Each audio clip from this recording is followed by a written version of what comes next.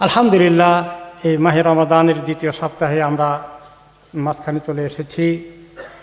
আল্লাহ তাআলার এই নিয়ামত রোজার এই রমাদানের এর সর্বোচ্চ ফায়দা কীভাবে নিতে পারি।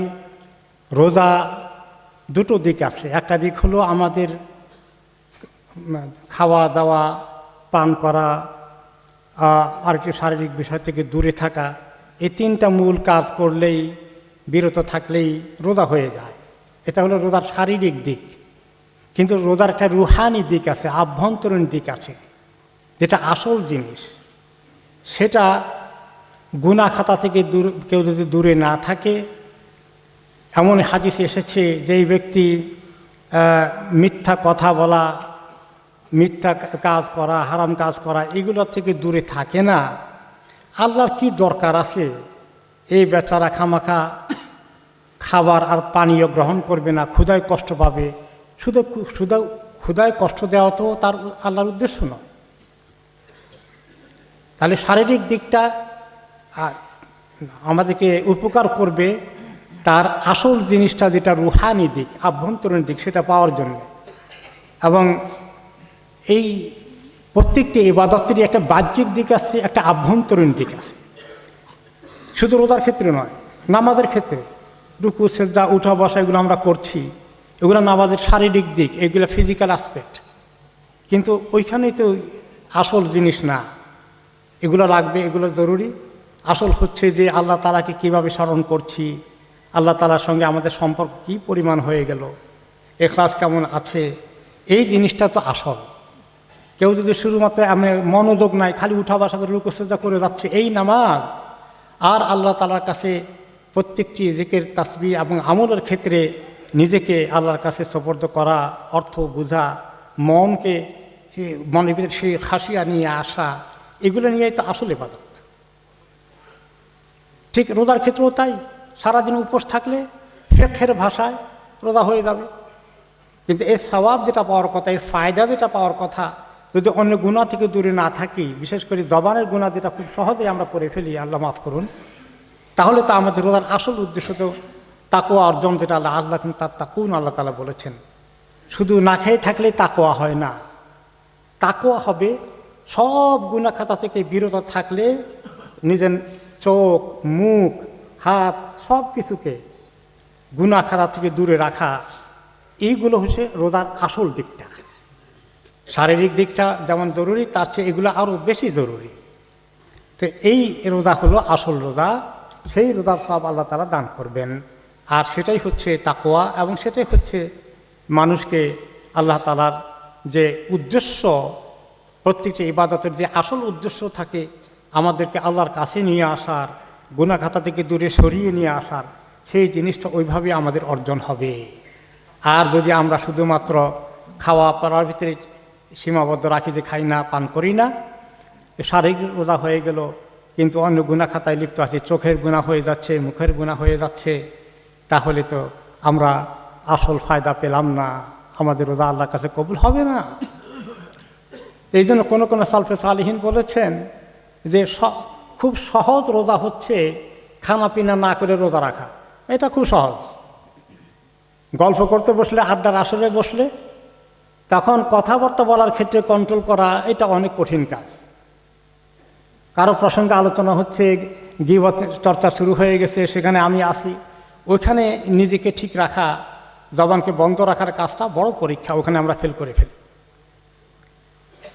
কোনো কোনো সময় আল্লাহ তাআলা এই যে জবান দেয়া একটি ছোট্ট কথা আমরা হালকা মনে করতেছি, যোগ করেছি, আরেকজনকে উপহাস করেছি, তার উপস্থিতি তাকে নিয়ে চর্চা করেছি, এই ছোট একটা জিনিস কতক্ষণ আলাপ করেছি, এটা যে কত ক্ষতির কারণ হয়ে যাবে।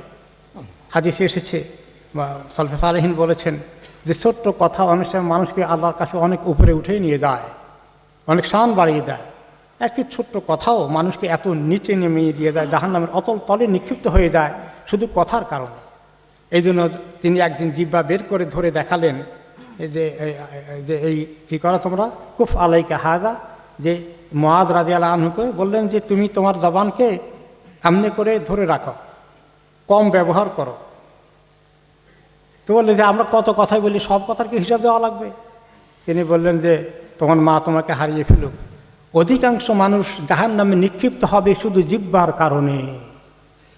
অধিকাংশ মানুষ চুরি করবে না, অধিকাংশ মানুষ ঘুষ খাবে না, অধিকাংশ মানুষ আরেকজনের জায়গা জমি দখল করবে না, এগুলো করে কিছু ক্রিমিনালরা। কিন্তু অধিকাংশ মানুষ জাহান্নামে যাবে এই মুখের কারণে। আল্লাহ মাফ করুন। এই রোজায় ট্রেনিং দিচ্ছেন, আমাদের ট্রেনিং দিচ্ছে আল্লাহর পক্ষ থেকে, আমরা যাতে করে আমাদের জবানকে কন্ট্রোল করতে পারি। আমাদেরকে এই ব্যাপারে অতিরিক্ত সতর্কতা করতে হবে। একটি হাদিস কোরআনের আয়াতে কী বলেছেন আল্লাহ তাআলা সূরা কাফের মধ্যে, যে জবান দ্বারা যখনই কোনো একটি শব্দ উচ্চারণ করা হয়, মুখ দিয়ে যে কথাটাই বের হয়, সেটা লিখে রাখার জন্য ফেরেশতা ওঁত পেতে তৈরি হয়ে আছেন, লেখার জন্য রেডি। আমি কথা বললাম, সঙ্গে সঙ্গে লেখা হয়ে গেল। এক কোনোটাকেই আমি এমনকি যোগ করিও যদি কাউকে কষ্ট দেই, মস্কারি করি, কাকে বিদ্রুপ করি, মস্কারি করি, কষ্ট দেই, উপহাস করি, এটাও কিন্তু অনেক ধরনের বড় ক্ষতির কারণ হয়ে যেতে পারে। তো এই জন্য রোজার মধ্যে আমরা এই সতর্কতাটা নেওয়ার একটা সুযোগ এসেছে। কিভাবে আমরা সুযোগকে কাজে লাগাতে পারি, আমাদেরকে চিন্তা করতে হবে। এখন কথা বলা, আগে শুধু কথা বলেছি আমরা, কিন্তু এখন কথা বলা লাগে না, যন্ত্র আছে, মেশিন আছে,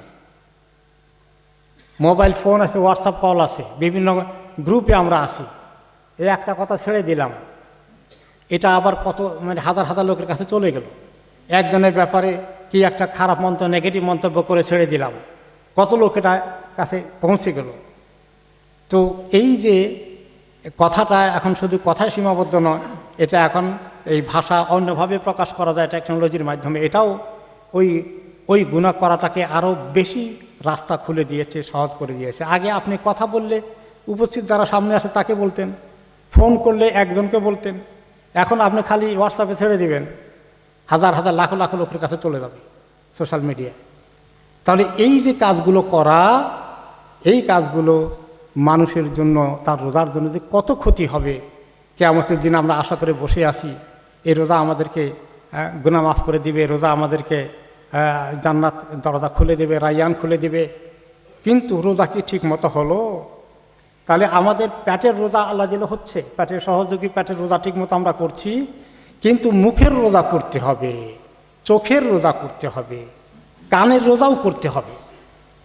এই রোজাগুলো না হলে শারীরিক রোজায় শুধুমাত্র, পেটের রোজায় শুধুমাত্র হবে না। এবং এই জন্য তিনি হাদিসে বললেন যে কত রোজাদার আছে, তাদের রোজার বিনিময়ে কি হবে? শুধু উপোস থাকাই হলো। আর কত লোক কিয়ামুল লাইল করলো, তারাবি তাহাজ্জুদে আসলো, শুধু রাত জেগেই থাকলো।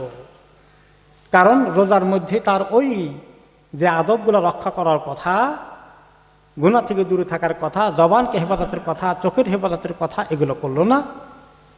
ঠিক নামাজ পড়তে এসে মনোযোগ নাই, খুশু নেই, গল্পগুজব, অমনোযোগী হয়ে থাকা।